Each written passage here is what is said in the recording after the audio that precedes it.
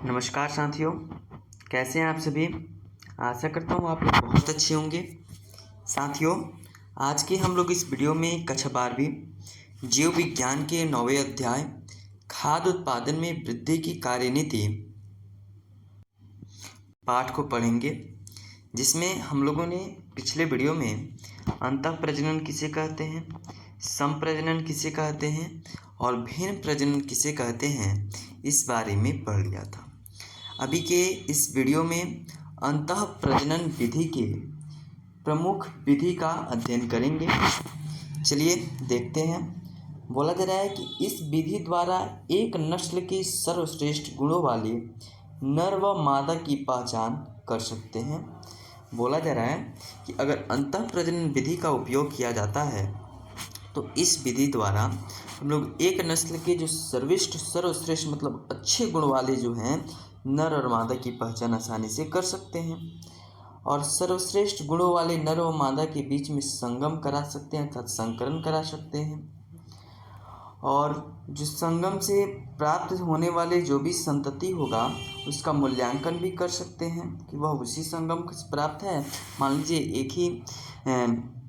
एक ही नस्ल के दोनों पशु थे, नर पशु और मादा पशु, तो दोनों का जो संतति प्राप्त होगा वह एक ही नस्ल का होगा और संगम से संततियों में से सर्वश्रेष्ठ गुणों वाले नर व मादा की पहचान करना और पहचान करने के बाद अच्छे लक्षणों का संचयन व हानिकारक लक्षणों का निष्कासन हो जाता है। देखिए, अब अंतःप्रजनन के क्या लाभ हैं।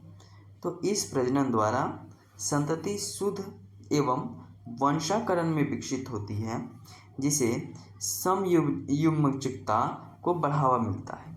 बोला जा रहा है कि इस विधि द्वारा, इस प्रजनन की विधि द्वारा जो संतति है वो शुद्ध एवं वंशाकरण में मतलब वंशागति से विकसित होती है, जिसे समयुग्मकता क्या मिलता है, बढ़ावा मिलता है।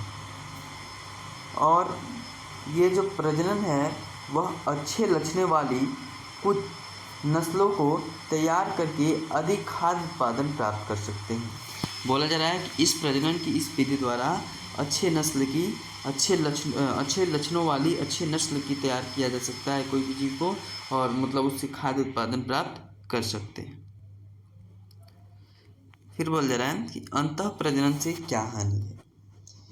तो इस प्रजनन द्वारा विशेषकर पास के नस्ल के पशुओं के मध्य जनन क्षमता तथा उत्पादकता में गिरावट आ जाती है। यह जब प्रजनन होता है इससे विशेष क्या होता है कि पास के नस्ल के जो पशु होते हैं उनके बीच जनन क्षमता और उसकी उत्पादकता में क्या आ जाती है, गिरावट आ जाती है।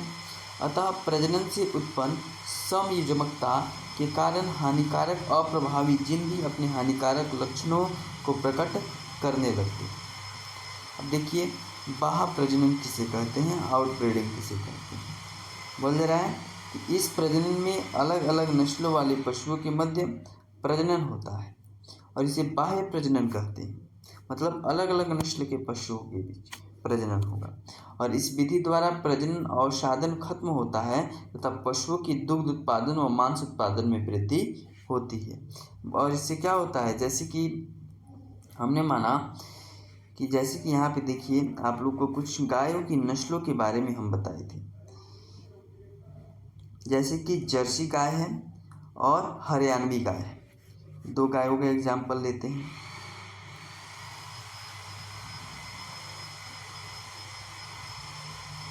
जैसे कि क्या क्या, एक जर्सी गाय है और एक हरियाणवी गाय है। देखिए, ये दो गाय हैं, तो एक का जो बछड़ा होगा, मान लीजिए आप लोग जानते हैं कि जर्सी गाय दूध क्या देती है, अच्छा देती है। हरियाणवी गाय भी दूध अच्छा देती है। मान लीजिए कि जर्सी गाय का दूध जो होता है पतला होता है और हरियाणवी गाय का जो दूध होता है मोटा होता है। अगर हरियाणवी गाय का अगर पुरुष है और जर्सी गाय है तो इन दोनों में क्या किया जाएगा, जब संकरण कराया जाएगा, संगम कराया जाएगा, तो इन दोनों से जो प्राप्त गाय होंगी वह जो उसका दूध होगा वह मोटा भी होगा, मतलब अच्छी क्वालिटी का होगा। और क्या होगा, जर्सी गाय अधिक दूध देती है तो यह अधिक दूध भी यह गाय देगी। तो यही बोल जा रहा है कि इससे पशुओं की दुग्ध उत्पादन और मांस उत्पादन में भी वृद्धि हो जाती है। मांस उत्पादन मतलब बहुत ऐसे चिकन्स के वैरायटी आते हैं, जैसे कि कुछ मांस के लिए ही पाले जाते हैं, जैसे बकरी इत्यादि सब इसमें भी हो सकता है। बहिष्करण किसे कहते हैं? तो इस प्रजनन में ऐसे पशुओं का एक ही नस्ल के ऐसे नर व मादा पशुओं के बीच में संगम कराया जाता है जिनके वह पूर्वज 4 से 6 पीढ़ियों तक समान नहीं होते। बोला जा रहा है कि इसमें ऐसे पूर्वजों के बीच मतलब ऐसे नर व मादा के बीच संकरण कराते हैं जिसमें 4 से 6 पीढ़ियों तक समान नहीं होता है, मतलब पिछले 4 से 6 पीढ़ियों तक इनका क्या होता है, पूर्वज समान नहीं होते हैं। संकरण किसे कहते हैं? तो इस विधि में एक ही नस्ल के उत्तम गुण वाले नर का दूसरी नस्ल की उत्तम गुण वाली मादा से प्रजनन कराया जाता है। तो जो संकरण का जो मुख्य उद्देश्य व्यावसायिक दृष्टि से उन्नत नस्लों को तैयार करना होता है। और भेड़ का हिसडैल नस्ल पंजाब में इनका विकास किया जाता है। ये देखिए, अभी इसको समझेंगे आप लोग। जैसे कि बीकानेरी एविज भेड़ की एक प्रजाति है, मैरिनो रेम्स भेड़ा है, भेड़ा मतलब पुरुष है, और बीकानेरी एविज क्या है, मादा है।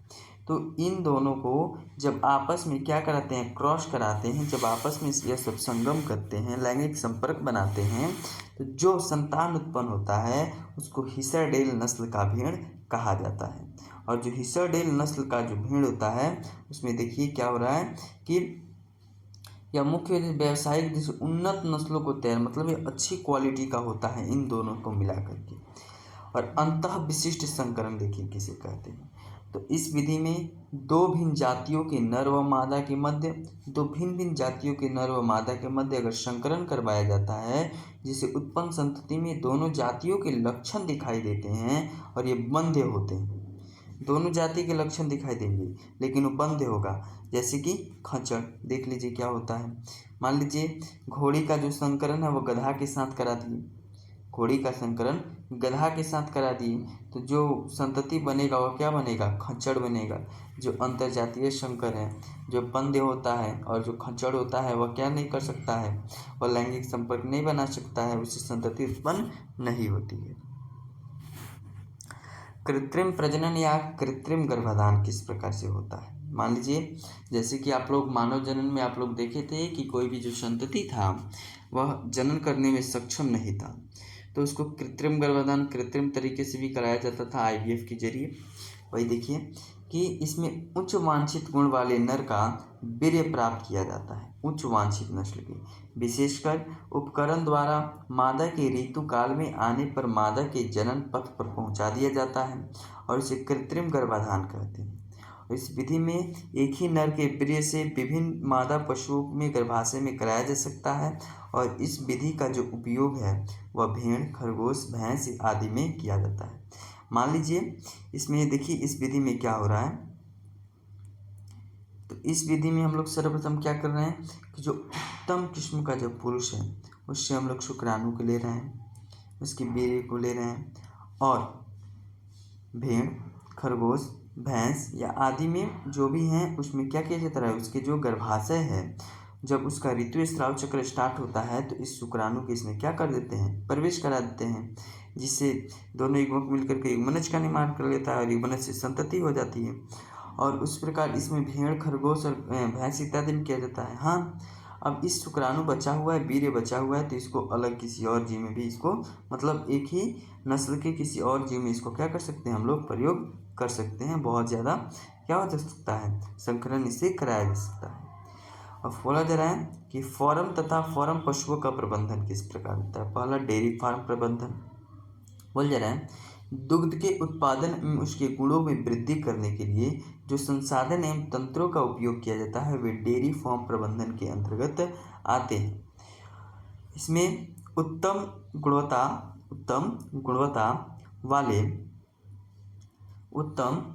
वाले डेयरी उत्पाद प्राप्त करने के लिए डेयरी फार्म प्रबंधन पर विशेषकर ध्यान देने की जरूरत होती है। इसके लिए विभिन्न उपाय किया जा सकता है, जैसे कि नस्ल है, पशु आहार है, आवास है, पशु स्वास्थ्य है।